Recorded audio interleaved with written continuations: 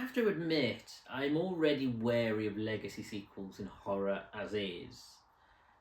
And the 28 Days Later franchise is a strange one because that first film, having watched it again recently, is so solid in itself that it doesn't really call to have sequels made about it. I mean, 28 Weeks Later is actually okay. It's not as strong as the original, but does have elements that I like. And then to have a huge gap before now having 28 years later, it does beg the question of whether it would resemble the original in tone, whether Danny Boyle would capture the same spirit of the original, or using the Danny Boyle style would capture the spirit of the original.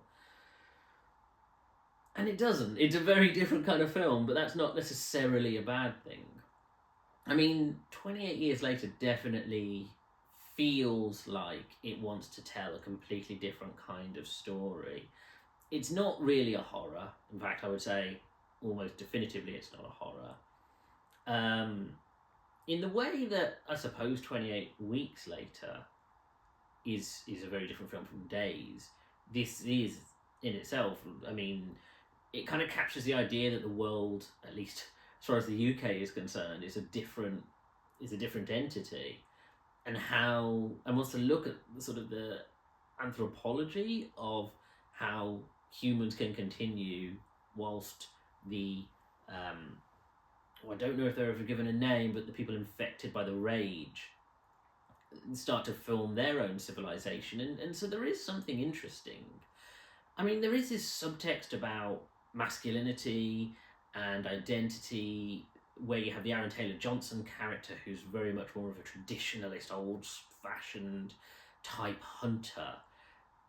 And then the spirit of his son is really torn between him and his mother, played by Jodie Comer, and the fact that she's much more, I suppose, in tune with nature to some degree, or at least in tune with her feelings, and wants him to be a lot more emotionally engaged with the world around him. It is an interesting sort of take on the 28 story.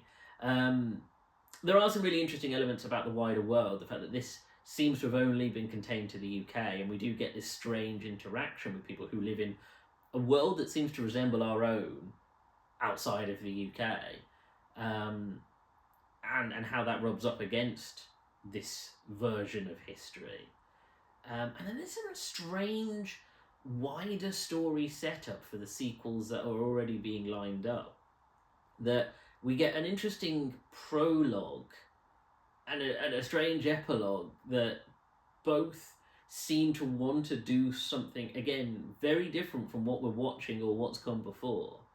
And I can't really speak to those because they're so of a left turn that, honestly, until I see the second film, The Bone Temple, I honestly wouldn't be able to say whether any of what those prologues/epilogues make any sense. But in itself, it is an interesting story about character and the wilderness, and Ray Fiennes has a really interesting character who actually, he carries his scenes really well, and he and Jodie Comer work really well together. And the young lad, again, he's really good, and the fact that he essentially is the viewpoint of the film, he really does carry that off really well. It's interesting, and again, like the world building is quite interesting, but I don't know, it's such a strange direction to take the story as a whole. I'll see how it plays out as the sequels come through.